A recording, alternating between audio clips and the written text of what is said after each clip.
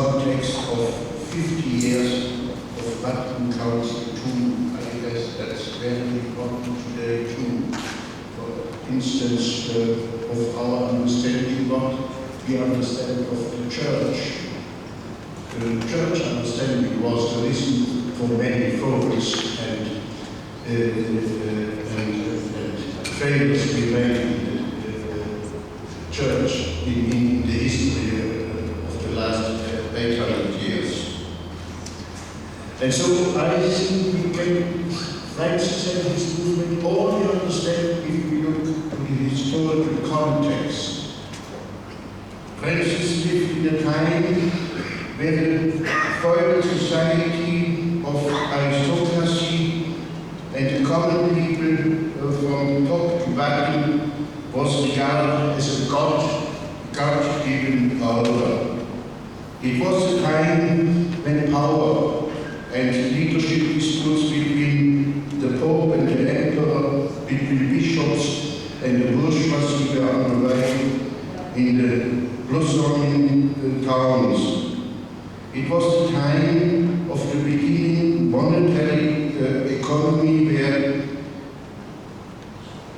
money was not only used as exchange value for goods and services, but it had its own value, which multiplied by itself and was so the basis for wealth. It was the time when through different technical developments, trade flourished, town became rich, and the wealth of bourgeoisie emerged. This was only a small part of the population. The large majority lived at poverty level. The lepers who had been banned from town were affected the most. This even occurred during a church service. The self-image of the inhabitants grew with the boom of the towns. The country and the aristocracy were no longer at the center, but the towns. It was no longer the authority by the grace of God, but the authority by the grace of the people. It was no longer feudalism, but the reign of the citizens. This is the world Francis grew up. As the son of a wealthy clothes merchant, he was part of this new establishment. He had witnessed the quarrels between aristocracy and bourgeoisie. He even wanted to be part of it. He writes about this time in his testament, I lived as if Christ did not exist. I lived as if Christ did not exist.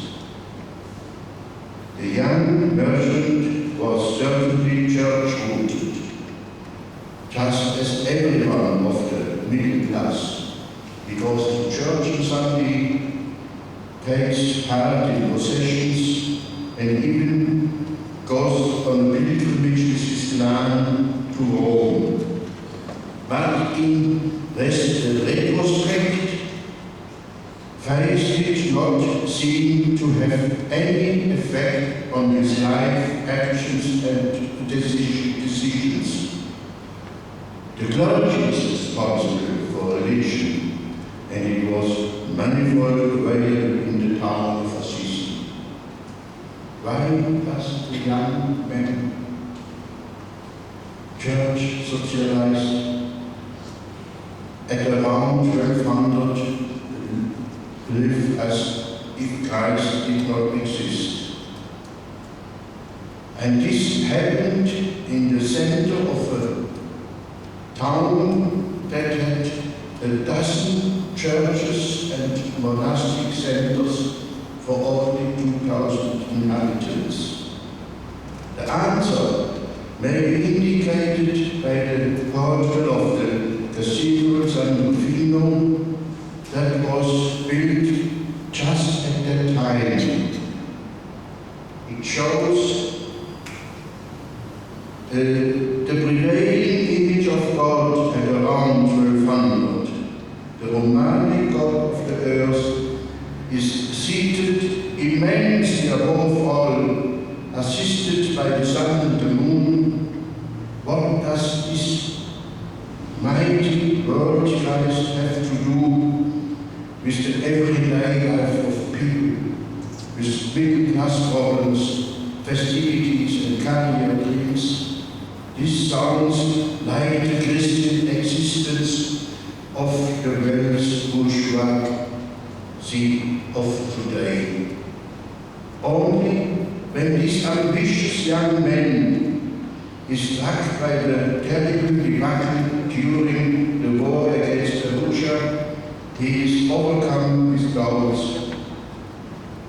1 year of imprisonment and severe illness changed his life forever. A long search begins. He slowly breaks away from the business of his father. He hides in caves, in ponderous layers. The things that happened here are later on reflected in the prayer. Most High, glorious God, enlighten the darkness of my heart, give me true faith, certain hope, and perfect charity, sense and knowledge that had us through everything, and a love that excludes nobody. The decisive turn came through the guidance of God. He writes in his testament, "The Lord gave to me, Brother Francis, to begin to do penance. It was the encounter with the leper that brought about the change, and the Lord himself led me among them. What seemed to me bitter was changed for me into sweetness of body and soul, and afterwards I stayed a little bit in the world, then I went forward from the world." The lepers opened his eyes. They are designed for the status of society in Assisi. It is a culture of righteousness that is certainly not based in the gospel. It is the reign of the rich over the poor, and he replies this with the culture of charity. He recognized the suffering face of Christ in the leper and realizes that the suffering poor Jesus of Nazareth does not exist in the church and in the bourgeoisie society of his days. His former world broke apart. The world where there are top and bottom, those with possessions and those without possessions, the superior and inferior, the masters and the servants. He gets out of this world. He discovers the world of the gospel as an alternative. In future, he wants to walk in the footsteps of the poor Jesus. He leaves his town of Assisi, the town of safety and money. He will now be settling in the world of the poor, of the lepers, of the cumbersome. It was a painful change of location, a long and laborious search with the assurance at the end, no one showed me what I should do but the Most High himself revealed to me, the Lord gave me, the Lord showed me. Francis relies on the Spirit of God in future. No wonder that he will soon find companions also want to follow him.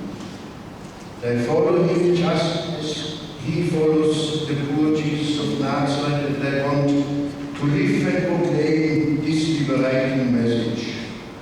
Soon the big movement involves from small beginnings.